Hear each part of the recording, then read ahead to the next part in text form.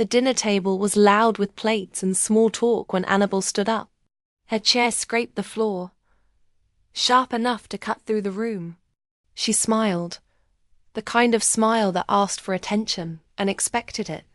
"I have news," she said, lifting her glass. "I'm moving back in. Next month." The words landed hard. Conversation died. Forks paused midder. Everyone looked at the house before they looked at Mara, as if the walls themselves had spoken. The old place had always been a shared memory, warm wood, narrow halls, the smell of lemon polish and age. It had been their mother's pride. After the funeral, it became Mara's responsibility without anyone ever asking. Mara felt her chest tighten, but her face stayed calm. She had learned that calm was armor. She set her fork down and watched Annabel soak in the moment. Annabel liked scenes. She liked control. She liked the feeling of being right. Their father cleared his throat. "That's nice," he said. Careful, tired. His eyes flicked to Mara, then away. He didn't want trouble. He never did. Annabel kept talking. "Just for a while," she said. "Until I get settled. I'll take the guest room." She laughed softly, like it was already decided. Mara tasted metal. The guest room had been hers for years, the only space she hadn't turned into storage or repair zones. But the room wasn't the point. The house wasn't the point. The point was what Annabel hadn't said. Months earlier, Mara had been sent out of town for work. It was a good chance, a step up. She left the house keys with her father and asked Annabel to check on him. Annabel had agreed, voice sweet, promises easy. While Mara was gone, papers were signed. Decisions were made. Ownership changed hands quietly. When Mara returned, the locks were the same, but everything else had shifted. Annabel had explained it later over coffee, like it was a favor. "I simplified things," she said. "You were stretched thin. Dad needed help. I stepped in." She spoke as if care could erase consent, as if good intentions could excuse theft. Now, at the table, Annabel avoided Mara's eyes. She didn't need permission anymore. She had proof in ink. Mara's hands were steady. That surprised her. The anger had burned hot weeks ago, then cooled into something sharper. She studied Annabel's face, the confident tilt of her chin, the way she owned the room without effort. Annabel believed she was right. She always had. In her mind, Mara had been too attached, too slow, too soft. Someone had to make hard choices. Someone had to lead. Mara had been the one fixing leaks at midnight, paying bills on time, missing holidays to keep the house standing. But effort didn't show up on documents. Care didn't look impressive in meetings with lawyers. Their aunt asked a question about work. Someone laughed too loud. The room tried to move on. Annabel sat, pleased, her glass half full. Mara said nothing. Words would have cracked open the night, and she needed it intact. Timing mattered. She felt the house around her, the slight dip in the floor near the kitchen, the window that stuck in winter. Every floor was familiar. Every memory pressed close. She had kept this place alive with quiet choices no one noticed. After dinner, she stepped onto the back porch. Cold air hit her face. The yard was dark, the old tree a shadow against the sky. She breathed slowly, counting. She didn't want tears. She wanted clarity. Inside, Annabel laughed again. The sound carried through. The glass light and sure. Mara thought of the papers, the dates, the signatures. She thought of how easily Annabel had acted, how cleanly. Betrayal didn't always come with shouting. Sometimes it arrived smiling. Holding a glass. Their father joined her on the porch.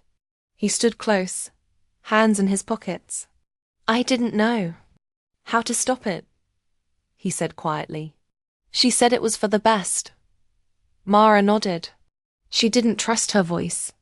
He looked older in the porch light, smaller than before. She loved him. She didn't blame him. Annabel had always been good at filling silence with confidence. When he went back inside, Mara stayed. She listened to the house breathe. She felt the old anger stir, then settle into resolve. This was the moment that changed things. The line crossed in plain sight. Annabel had chosen power over trust. She had chosen speed over care. Mara went to her room and closed the door. She sat on the bed and stared at the wall. The urge to confront, to expose, to tear down rose fast and strong. She could do it. She knew where the weak spots were. She knew how Annabel's world held together. But not yet. She stood, opened her laptop and began to make notes. Short lines. Dates. Names. Facts. She moved quickly, without drama. This wasn't rage. This was preparation. If she was going to act, it would be clean. Down the hall, Annabel carried boxes, already settling in. The house accepted her weight the same way it had accepted Mara's without judgment. That stung more than anything. Mara closed the laptop and lay back, staring at the ceiling. The betrayal was clear now, sharp and undeniable. It had a face, a voice, a place at the table. The desire for payback crept in, quiet and steady. She didn't welcome it, but she didn't push it away. The night deepened. The house held its breath, and Mara, wide awake, understood one thing with perfect clarity. Nothing would be the same after this, and whatever came next would be her choice. The house felt smaller after the dinner, like it had pulled its walls inward. Mara moved through it carefully, as if sound itself might betray her thoughts. Annabel's boxes appeared overnight, stacked neatly, labeled with bold marker. Each box was a claim. Each step Annabel took echoed with ownership she hadn't earned. Mara kept her routine. Work, errands, silence. On the surface, nothing changed. Inside, everything did.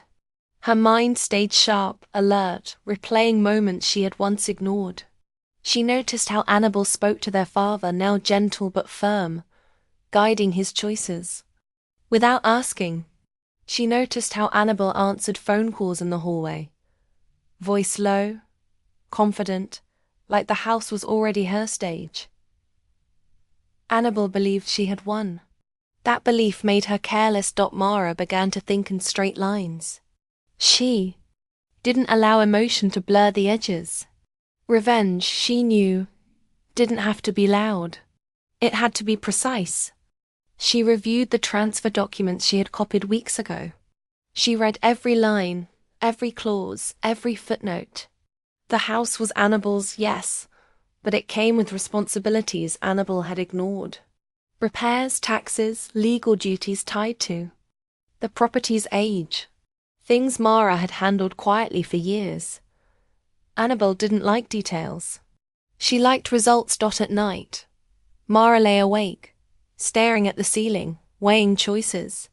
She could expose the truth publicly. She could drag Annabel into court, force questions, demand answers. It would hurt. It would feel good for a moment, but it would also crush their father, turn family into headlines, and lock Mara into a fight that would never fully end. Still, the urge burned. She imagined Annabel's face when control slipped. She imagined balance restored.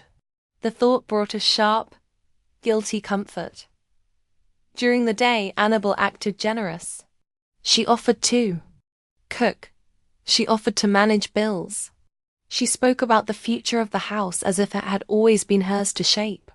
"We'll renovate," she said once, smiling. "Make it modern." Mara said nothing. She watched the way Annabel's confidence depended on applause. Without it, the edges showed. Small cracks appeared, missed payments, rushed decisions. Promises made too fast. Mara kept notes. Short, clean facts. Dates, numbers, no opinions.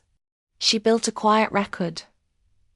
Their father grew more distant, sensing the tension but unable to name it. He trusted both daughters and feared choosing between them. Mara saw the weight on him and felt her resolve shake. Revenge that hurt him would hurt her too. One afternoon, Annabel confronted her in the kitchen. "You're being strange," she said. "You barely talk." "I'm busy," Mara replied.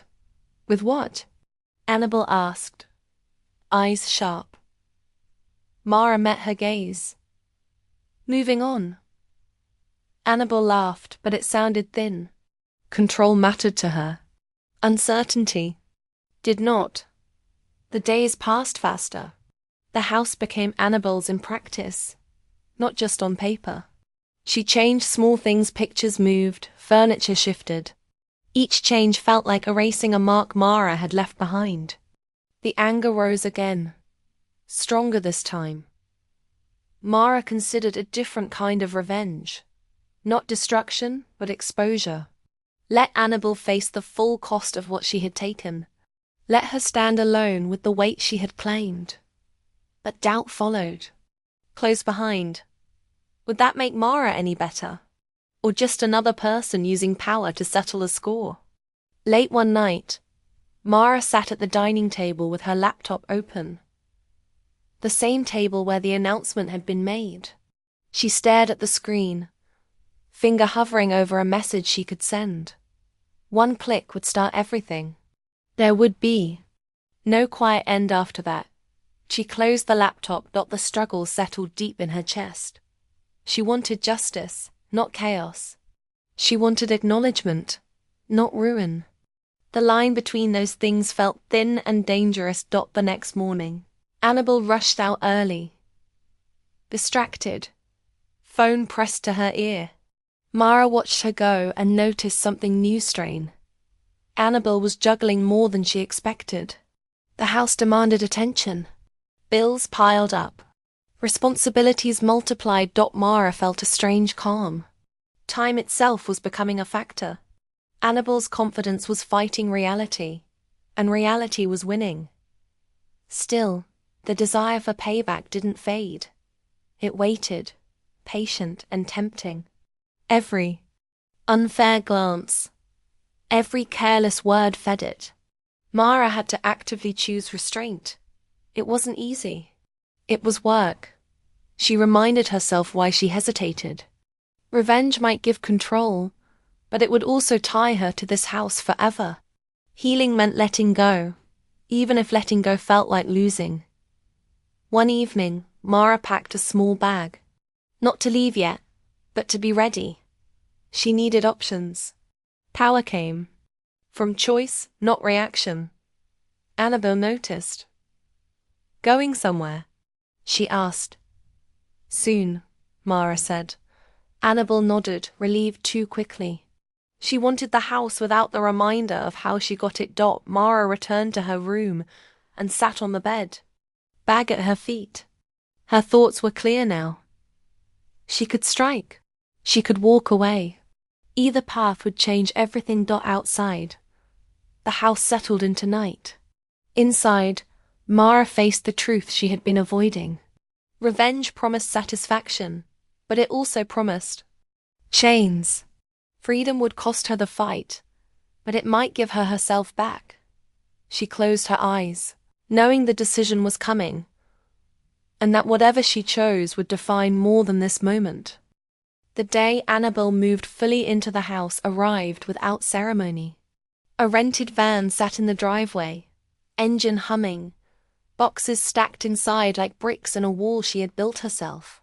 Mara watched from the window, calm on the surface, sharp underneath. This was the day everything came to a point. Inside, the house was crowded with motion. Annabel directed movers with quick gestures, voice firm, eyes bright. She looked powerful. She looked certain.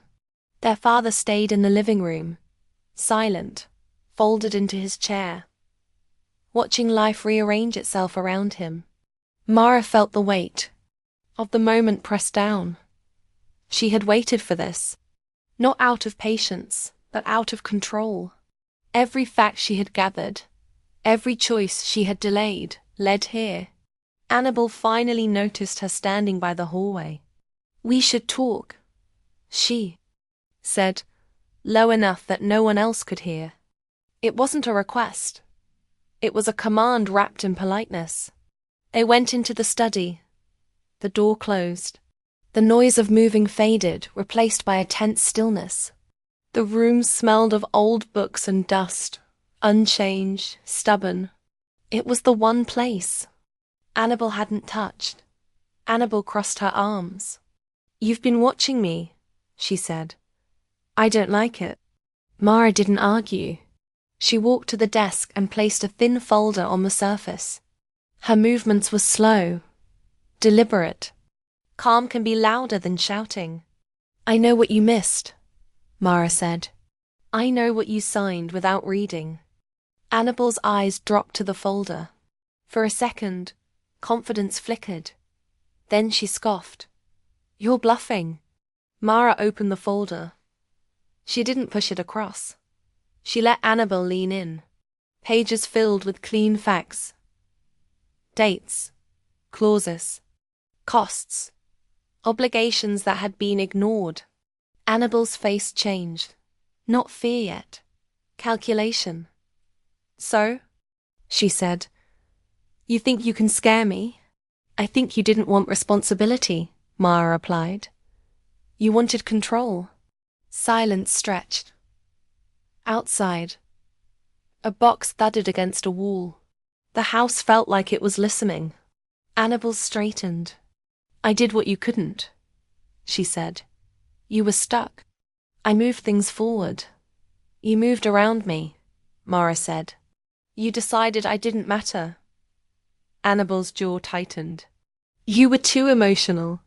Someone had to be practical. The words landed hard. Old wounds reopened.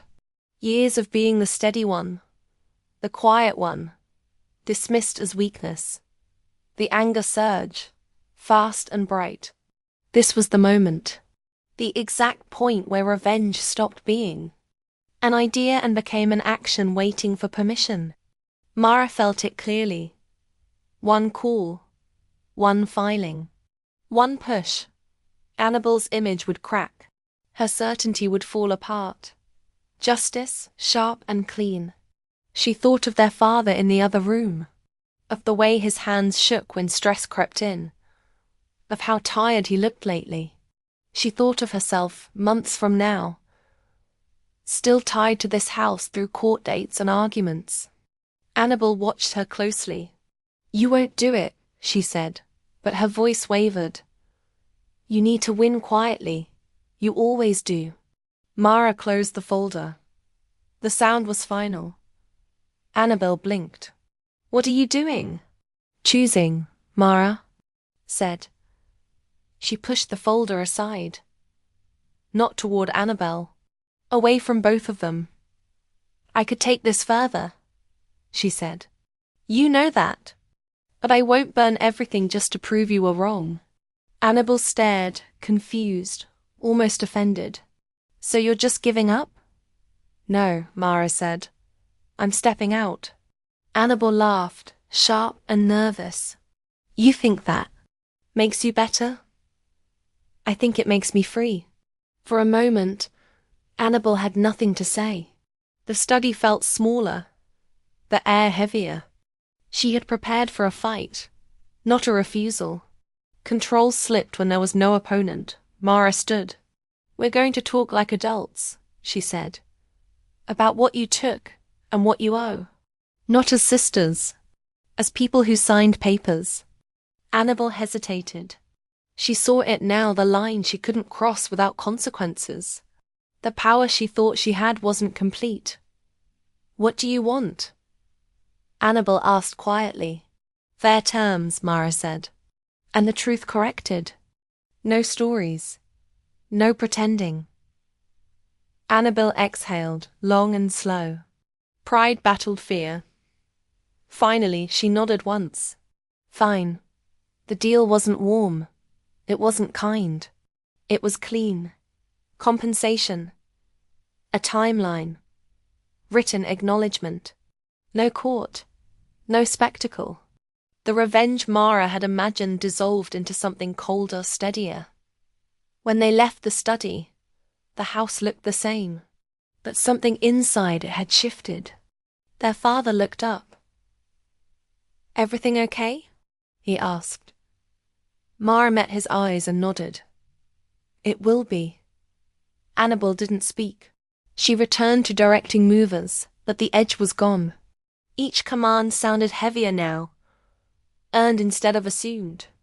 As evening fell, the van drove away. The house settled again, full but uneasy. Annabel stood alone in the doorway, keys in her hand, victory muted. Mara went to her room and packed with purpose. Not rush, not angry. Each item placed carefully, like closing a chapter. She paused once, looking around. The walls held years of effort, sacrifice, quiet strength. She felt the loss clearly, but also the relief. Revenge had been inches away.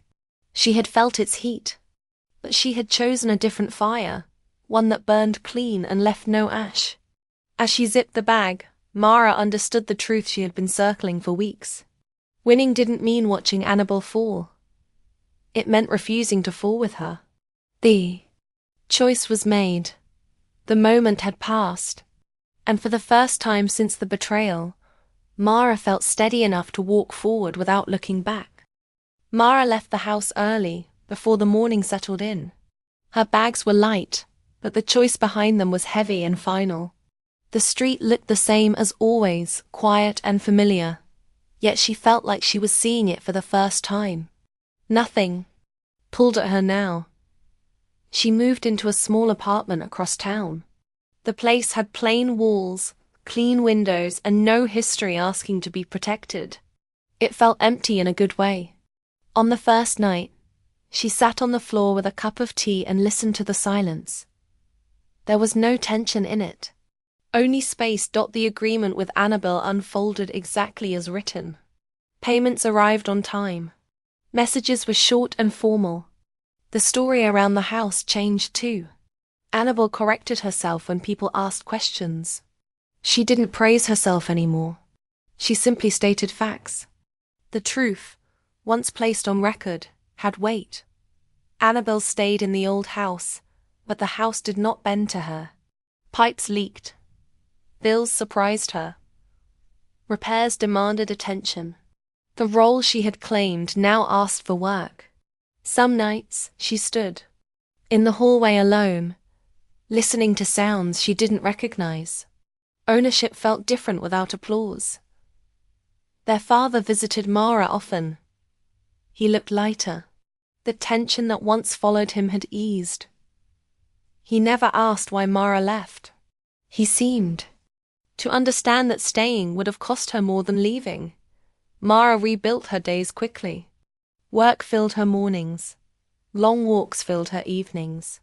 Without the house, her thoughts moved faster. The anger that once drove her planning slowly lost its edge.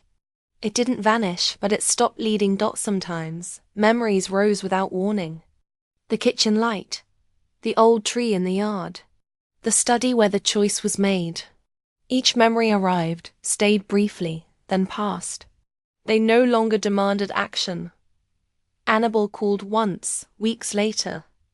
Her voice was careful. "I didn't realize how much you handled," she said. It wasn't an apology. It was something close. "I did what I chose to do," Mara replied. They ended the call politely. Distance had changed the shape of their relationship.